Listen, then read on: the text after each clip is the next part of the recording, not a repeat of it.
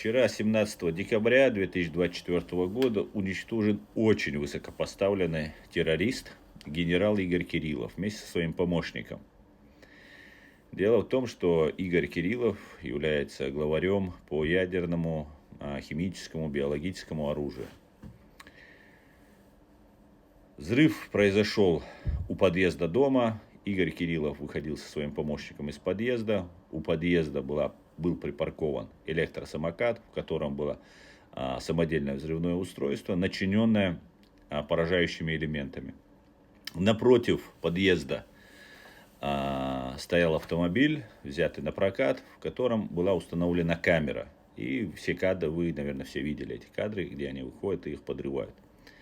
Человек, который взял машину на прокат, гражданин Узбекистана, он уже задержан. Скорее всего, этот человек абсолютно ничего не знал. И его уже объявили террористом. Обычная российская практика, когда для того, чтобы не было паники, когда задерживают первого попавшегося. BBC сообщает, что их источники сообщают, что СБУ провела эту операцию, и фактически СБУ взяла на себя ответственность за уничтожение столь высокопоставленного террориста. На России неоднократно уничтожались разные чуваки. Помните, был уничтожен татарский такой.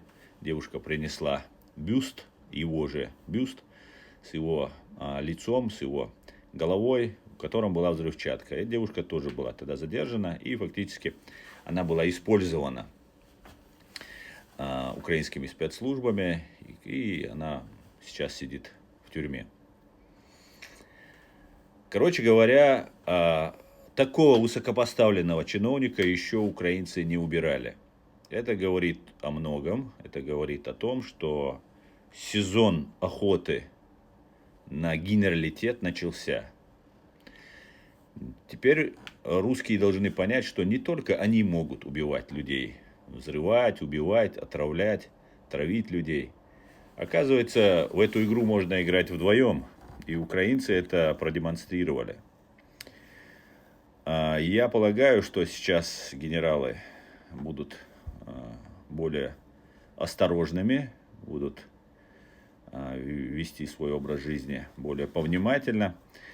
И я, конечно же, поздравляю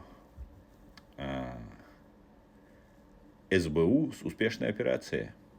Слава Украине, все будет Ичкерия. Адикю аль маршаль.